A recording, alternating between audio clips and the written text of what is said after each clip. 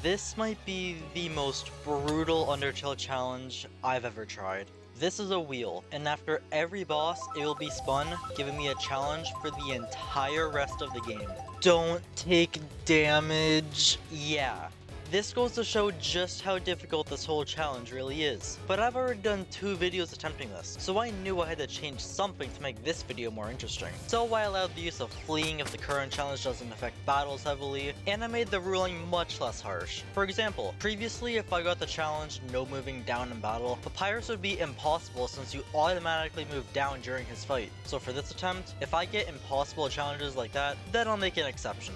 Don't think that's gonna make this challenge a whole lot easier though, as right off the bat, we got one of the hardest rules. And I didn't even make it out of the ruins because Toriel's attacks are actually annoying. Only fight next boss. Okay, so Toriel's dying. Since the ruins are so small, I just speedran straight to Toriel, which is what I do every time I'm in the ruins. But I'm struggling to find stuff to save for this area because that's literally all I did. I purposely got hit on Toriel so I could kill her quicker, and then we got Blind Overworld. I'm gonna be honest, I was ready to just give up and start the next run, but I decided to play it out. Who knows? What if I actually got to the end? I know all I have to do is hold right now until I hear Sans. And the good thing is that in battles, I'm still allowed to see, since this only takes effect in the overworld. Now the thing right now is that I don't know where I'm going anymore.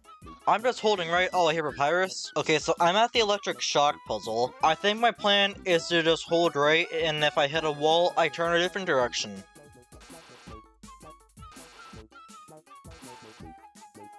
I think I'm in the room with the dog couple, and I have no idea where the switch is. I'm just gonna move in random directions and hope that I'm correct. Oh, I hit something. Is that the switch? I'm just gonna hope that's the switch and move to the bottom left of the room. Oh, I'm in the switch room now. This is bad, because if I go too far in, then it's gonna turn into a triangle. And then I need to find my way to the switch. Oh, I hit it. And now I'm in the big puzzle, so I have to find the tree. Now, where's the switch at? Oh, am I in the ice puzzle? Yeah, this might be bad. I hit one switch. I think I did it.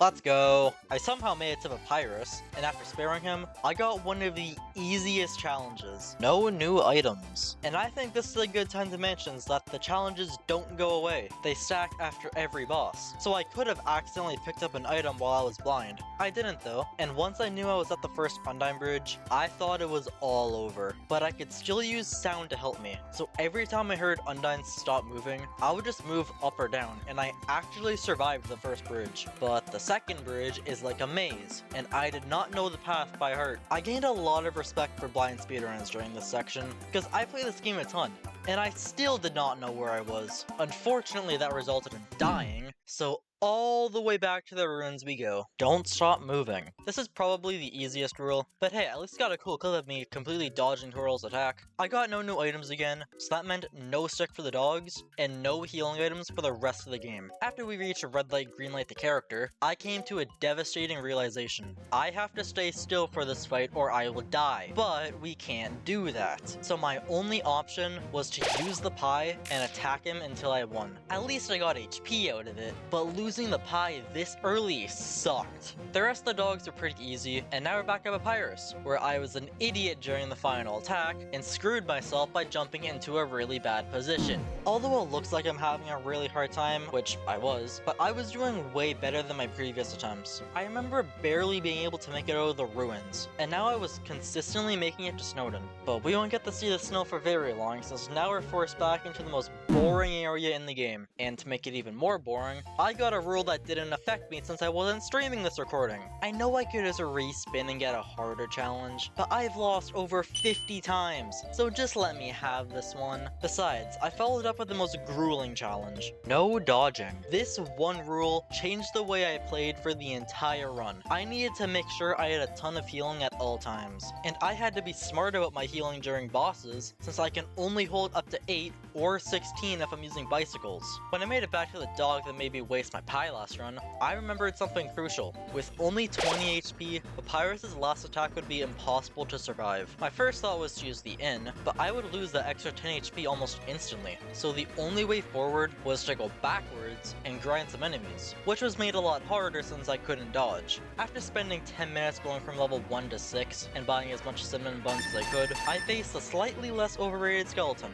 but it wasn't as simple as just spamming heals like every other attempt. Since I was level 6, I was dealing enough damage to where fighting would be worth doing to skip through a small portion of the battle, and not only that, I was spamming heals. Killing Papyrus would probably make most people upset with me, and I would have just killed him because it'd be funny, but I wanted to make the rest of this run as hard as possible. Why? Because I like suffering, and apparently so does everyone else. The next rule was only flee encounters. I should have grinded more when I had the chance. Waterfall made me nervous, because if I can't dodge or grind to get HP, Undyne would be a nightmare, and I really didn't want to have to resort to the Temi armor. The entire time leading up to Mad Dummy, I was thinking about what I should do for Undyne, and then once I did find a solution, the next rule could screw over that entire plan. We'll come back to that later since I was also thinking about my healing items on top of my other strategy. I knew cinnamon buns wouldn't be enough, so I took a detour to get an item that I've only gone out of my way to get once, the abandoned quiche. And after the first Undyne chase, I had a thought. I would be able to buy some ice cream, which would also give me a punch card, aka the most broken item in the game. If you know, you know. My inventory was looking pretty solid, so after picking up the ballet shoes just in case, we fell down to the garbage dump, and now it's time to see if Mad Dummy is going to ruin my plans. This battle is annoying since we can't move to guide the bullets back into the dummy, but with the help of the astronaut food and almost every other healing item I had, I made it out alive. Can't move down in battle. Now this may seem redundant since we already have no dodging, but this rule is a bit different, as it will still take effect if anything forces me to move down. This was the rule that I was initially going to change, but you know what? We've already done no dodging since Snowden, so I'm gonna keep it. More importantly, this challenge did not foil my strategy for Undyne. After spending all of my gold on Mr. Krabs apples, and then regaining all of that from selling things I didn't need anymore, I headed for Undyne. And now is the time I told you my strategy. With a punch card, I can skip the first battle trigger. The issue is that the timing is pretty strict, and it comes down to frames when you use it.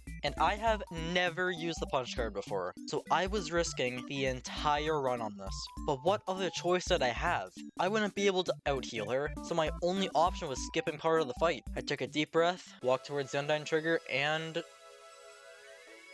actually pulled it off. The run survived, but there was still so much to come, and I still had to finish fleeing from Undyne. By letting her catch me on this tile, I'm able to also skip the fourth fight, so with the punch card and this trick, half of the Undyne fight was eluded. After I gave her the water, now I have to spend all of my gold. So I went into the game files and set my gold value to 0. After the Mettaton quiz, I raided Elphis's fridge, spent 5 turns trying to flee from a plane, and picked up the burnt pan for Asgore, assuming we actually make it that far. After I risked everything and succeeded, I thought the rest of the game would be clear, but I soon realized that I was being pretty naive. It's been really tough so far, but it was about to get even more annoying. The Royal Guards didn't count as a boss since they don't have unique music, but after we beat them, we were gonna have to fight Muffet soon, and Muffet is very similar to Undyne, as in we don't have enough healing to survive long enough. Sure, I could just donate and lower her attack, but we just lost all of our gold, and I can only flee from enemies. The only gold we have is the 100 we just got from the guards, and that wasn't enough to survive. So just like Undyne, I decided to use the punch card to skip the boss trigger, the only difference being that I would actually skip the entire fight. I took another deep breath and entered the spider's web. If I messed it up, then the entire run would be over again.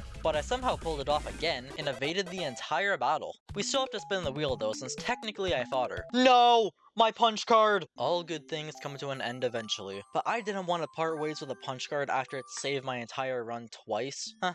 Oh well. With barely any gold and now no items, Mettaton was also very likely to completely terminate my run, but I still had a plan. I took a boat back to Waterfall and used whatever gold I had to buy cloudy glasses from Gerson. This might look like a really stupid purchase on the surface, but if we look deeper, we'll decipher that we can sell the glasses to Temi and make a profit. I did this until I got bored, which wasn't very long, and then bought legendary heroes with whatever gold I made. After entering the core and having to fight magic, I remembered that we can't flee from scripted encounters. heroes. And since I had changed the ruling at the start of the video, we are allowed to do whatever we want to get past it. So I fought him to gain more XP, but most importantly, more gold. I went through the core doing every scripted battle there was, and then returned to Burger Pants to give him his best working day of the year. Not only do the legendary heroes fully heal me, but they also give me more attack power, so I can defeat Mettaton before he defeats me. I was dealing pretty solid damage, but the same could be said for him. I had to go through all of my legendary heroes, and even then, it was an incredibly close battle, leaving me at 4 HP by the end. The only obstacle left was Asgore, and this was the farthest I've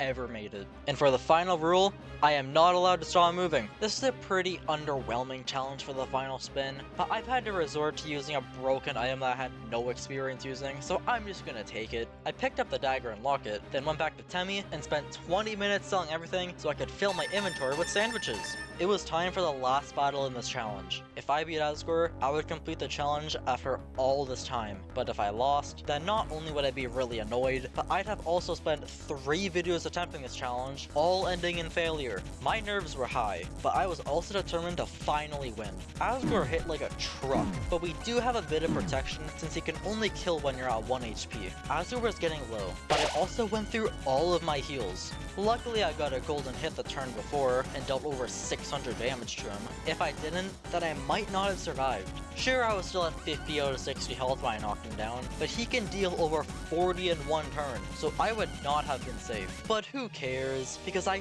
finally beat the most brutal challenge in this game. Nothing I've done has ever come close to the difficulty of this. Well, maybe one thing. I did attempt the same challenge for Deltarune and oh god, now I gotta finish that.